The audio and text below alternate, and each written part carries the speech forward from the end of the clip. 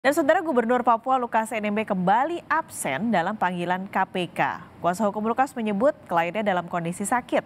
Presiden Joko Widodo meminta semua pihak menghormati proses hukum, termasuk menghormati panggilan KPK. Presiden pun menegaskan semua warga negara sama di mata hukum.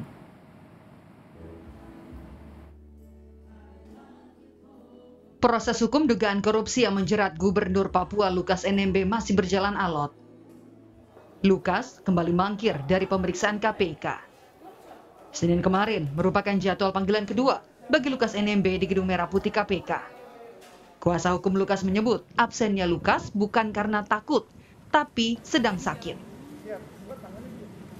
Apa itu akan periksa, akan diminta keterangannya. Dan dia bersedia, dia tidak pernah takut. Dalam baru saya tidak pernah takut. Saya akan hadir. Lukas ke sini, kita terima atau kami yang ke sana.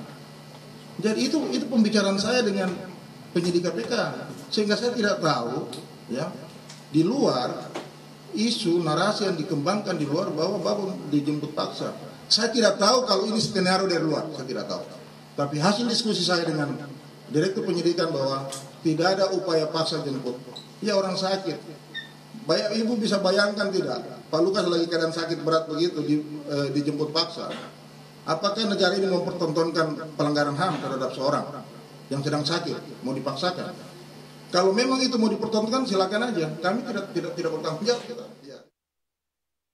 Menanggapi mangkirnya Lukas, Komisi Pemberantasan Korupsi KPK menyatakan akan menyiapkan dokter independen dari Ikatan Dokter Indonesia untuk memeriksa Lukas NMB. Dan jika perawatan kesehatan Lukas tak memungkinkan dilakukan di tanah air, penyidik akan berkoordinasi soal lokasi rumah sakit di luar negeri. KPK prinsipnya, jika memang sakitnya memerlukan perawatan sampai ke luar negeri, tentu kami akan izinkan. Tapi untuk memverifikasi kebenaran bahwa sakitnya harus dirujuk ke Singapura, karena di Indonesia memungkinkan misalnya tidak ada dokter yang lain, maka kami menyampaikan syarat, silahkan datang ke Jakarta. Nanti kami akan periksa, kalau memang sakitnya tidak ada dokter di Jakarta, kami akan izinkan untuk ke Singapura.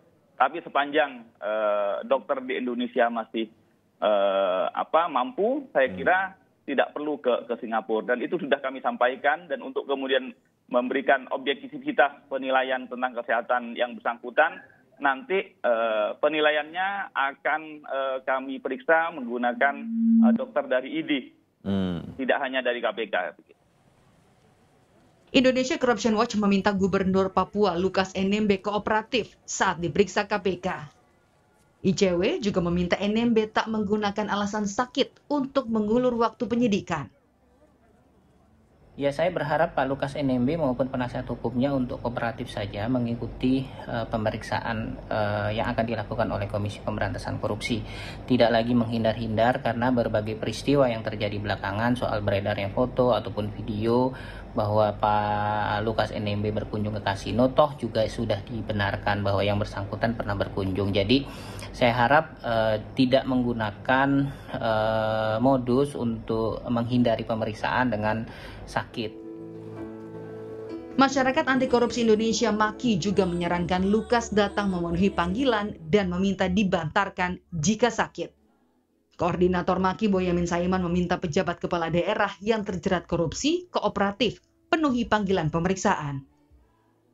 Sejaknya kita harus mengingat zaman pemerintahan Pak Habibie dulu, Pak Soeharto sampai disidangkan di pengadilan dengan putusan selalah oleh hakim dinyatakan diobatkan sampai sembuh oleh negara. Artinya belajar dari itu Pak Harto aja dibawa ke pengadilan, soal nanti kemudian sakit, maka hakimlah yang menentukan. Sebenarnya gambaran tertingginya kan itu. Alotnya proses hukum di KPK dengan tersangka Lukas membuat Presiden Joko Widodo angkat bicara. Jokowi meminta Lukas menghormati proses hukum yang sedang berjalan. Saya kira proses hukum yang ada di KPK semuanya harus menghormati. Semua sama di mata hukum. Dan saya sudah sampaikan juga agar semuanya menghormati panggilan dari KPK, menghormati proses hukum yang ada di KPK. Semuanya. KPK menetapkan Gubernur Papua Lukas NMB sebagai tersangka dugaan gratifikasi senilai 1 miliar rupiah terkait proyek di pemerintah Provinsi Papua. Pusat Pelaporan dan Analisis Transaksi Keuangan PPATK juga membongkar setoran tunai yang dilakukan Lukas untuk judi di kasino senilai 560 miliar rupiah. Hal itu dikuatkan oleh Masyarakat Anti Korupsi Indonesia atau MAKI yang membeberkan data foto Lukas yang diduga bermain judi di luar negeri, diantaranya di Filipina, Singapura, dan Malaysia. Tim Liputan, Kompas TV.